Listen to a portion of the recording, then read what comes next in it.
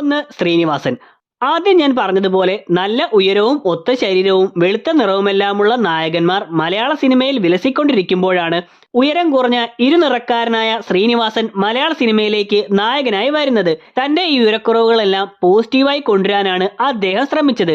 അദ്ദേഹത്തിന്റെ സിനിമകളിൽ ഈ ഉയരക്കുറവും ഇരുനിറവുമെല്ലാമുള്ളവർ അനുഭവിക്കുന്ന കാര്യങ്ങളാണ് ആക്ഷേപഹാസ്യത്തിലൂടെയെല്ലാം അദ്ദേഹം പറയാൻ ശ്രമിച്ചതും. അതുകൊണ്ട് തന്നെ ശ്രീനിവാസൻ സിനിമകൾ ഉയരത്തിന്റെ പേരിലും നിറത്തിന്റെ പേരിലുമെല്ലാം അപകർഷതാബോധം അനുഭവിച്ചുകൊണ്ടിരുന്നവർക്ക് പോസിറ്റീവ് എനർജിയും ഇൻസ്പിറേഷനുമെല്ലാം നൽകുന്നവയുമായിരുന്നു. 2. കലാഭവൻ മണി.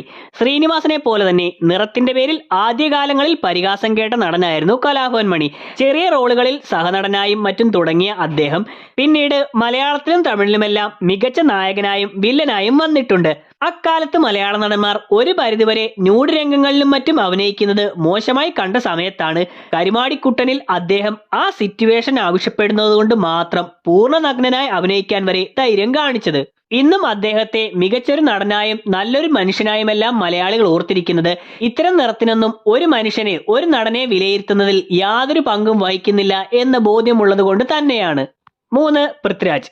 നടനായും സംവിധായകനായും ഗായകനായുമെല്ലാം ഇന്ന് വിലസുന്ന താരമാണ് പൃഥ്വിരാജ്. പൃഥ്വിരാജിനെ മറ്റുള്ള മിക്ക നടന്മാരിൽ നിന്നും വ്യത്യസ്തനാക്കുന്നത് അദ്ദേഹം ഏത് റോളും ചെയ്യാൻ തയ്യാറാണ് എന്നതാണ്. ഒരു പരിധിവരെ മറ്റുള്ള എല്ലാ നടന്മാരും മാന്യനായ നായകനെ അവതരിപ്പിക്കാൻ തിടുക്കം കൂട്ടുമ്പോൾ വാസ്തവം, വർഗം പോലെയുള്ള ചിത്രങ്ങളിലൂടെ ചെറിയ നെഗറ്റീവ് റോളുകൾ ചെയ്യാൻ തുടങ്ങിയ അദ്ദേഹം പിന്നീട് മുംബൈ പോലീസും കുരുതിയും പോലെയുള്ള ചിത്രങ്ങളിൽ വില്ലനായും തിളങ്ങിയിട്ടുണ്ട്. കൂടാതെ മലയാളത്തിന് ഇന്നും ദഹിക്കാത്ത സ്വവർഗരതിക്കാരെ അവതരിപ്പിക്കാൻ പോലും അദ്ദേഹം മുംബൈ പോലീസിലൂടെ ധൈര്യം കാണിച്ചിട്ടുണ്ട്. 5. ടൊവിനോ. പൃഥ്വിരാജിനെ പോലെ തന്നെ ചെറിയ വില്ലൻ വേഷങ്ങളിലൂടെ തുടങ്ങി പിന്നീട് മലയാളത്തിന്റെ സ്വന്തം സൂപ്പർ ഹീറോ ആയി മാറി പിന്നീട് തല്ലുമാലയിലൂടെയും 2018 തന്റെ കരിയറിന്റെ ടോപ്പിലെത്തി നിൽക്കുന്ന നടനാണ് ടൊവിനോ. എന്നാൽ ഇത്തരം സിനിമകളിൽ നായകനായി തിളങ്ങി നിൽക്കുന്ന അതേ ടൈമിൽ തന്നെ നാരദൻ, മാരി 2 തുടങ്ങിയ ചിത്രങ്ങളിലൂടെ അദ്ദേഹം വില്ലൻ റോളുകളിലേക്കും തിരിച്ചു വന്നിട്ടുണ്ട്. ഒരു കാലത്ത് വില്ലനായി തുടങ്ങുന്ന നടന്മാർ നായകനായി വേഷങ്ങൾ കിട്ടിയ ശേഷം പിന്നീട് ഇത്തരം വില്ലൻ റോളുകളിലേക്ക് തിരികെ പോകാൻ മടി കാണിക്കുമ്പോഴാണ് പൃഥ്വിരാജും ടൊവിനോയുമെല്ലാം നായകനായി ടോപ്പിൽ നിൽക്കുന്ന സമയത്ത് തന്നെ കഥാപാത്രം മികച്ചതാണെങ്കിൽ വില്ലൻ റോളുകൾ ചെയ്യാനും ധൈര്യം കാണിക്കുന്നത്.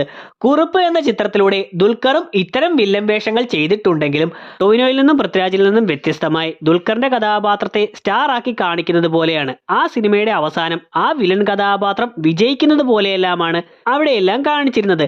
എന്നാൽ ടൊവിനോയും പൃഥ്വിരാജുമെല്ലാം തങ്ങളുടെ കഥാപാത്രം തോൽക്കുന്ന ക്ലൈമാക്സ് ആണെങ്കിൽ പോലും, ഒരുപക്ഷെ കൊല്ലപ്പെടുന്ന ക്ലൈമാക്സ് ആണെങ്കിൽ പോലും മികച്ച കഥാപാത്രമാണെങ്കിൽ അത് അവതരിപ്പിക്കാൻ യാതൊരു മടിയും കാണിച്ചിരുന്നില്ല.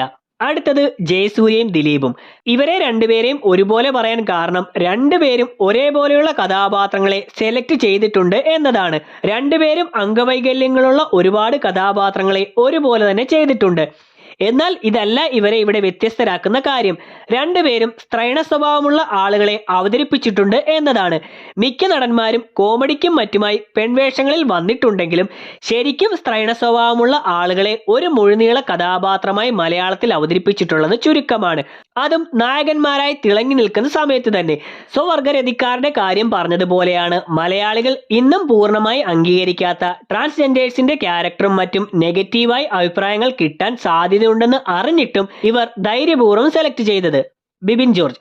സാധാരണ നടന്മാർ അംഗവൈകല്യങ്ങളുള്ള നായകന്മാരെ അവതരിപ്പിക്കുമ്പോൾ കാലിന്റെ വൈകല്യം ഉണ്ടായിട്ടും നായകനായും വില്ലനായും ഒരേപോലെ മലയാളത്തിൽ വന്നിട്ടുള്ള നടനാണ് ബിബിൻ ജോർജ്. അദ്ദേഹം നായകനായും വില്ലനായും വന്നിട്ടുള്ള ചിത്രങ്ങൾ അത്ര വിജയം നേടിയിട്ടില്ലെങ്കിലും ഹിറ്റ് ചിത്രങ്ങളുടെ സംവിധായകനായ ഷാഫിയുടെ ചിത്രത്തിൽ നായകവേഷം ചെയ്യാനും ദുൽഖർ സൽമാന്റെ ചിത്രത്തിൽ മെയിൻ വില്ലൻ വേഷം ചെയ്യാനും വരെ അദ്ദേഹത്തിന് കഴിഞ്ഞിട്ടുണ്ടെന്നത് ഇങ്ങനെ നായകനായും വില്ലനായും സിനിമയിൽ വരാൻ വൈകല്യം എന്നത് ഒരു തടസ്സമല്ല എന്ന് ബോധ്യപ്പെടുത്തുന്ന കാര്യമാണ്. അടുത്തത് ചിന്നു ചാന്ദിനി.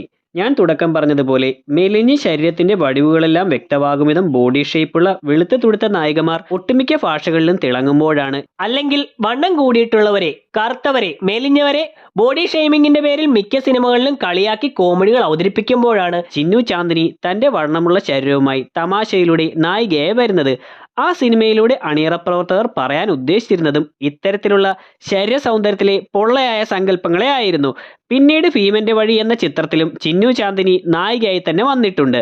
നിമിഷ സജയൻ. നായികയാവാൻ ശരീരത്തിന്റെ വെളുപ്പല്ല, മറിച്ച് അഭിനയിക്കാനുള്ള കഴിവാണ് പ്രധാനമെന്ന് കാണിച്ചു തന്ന നടിയാണ് നിമിഷ സജയൻ. ചെയ്യുന്ന സിനിമകളിലെല്ലാം വെറുതെ നായകനെ പ്രേമിച്ച് പാട്ടിനും ഡാൻസിനുമായി മാത്രം വരുന്ന നായികമാരിൽ നിന്നും വ്യത്യസ്തമായി നല്ല കഥാപാത്രങ്ങളെ മാത്രം നോക്കി സെലക്ട് ചെയ്യുന്ന ചുരുക്കം ചില നായികമാരിൽ ഒരാളായി മാറിയിരിക്കുകയാണ് മലയാളത്തിന്റെ സ്വന്തം നിമിഷ സജയൻ.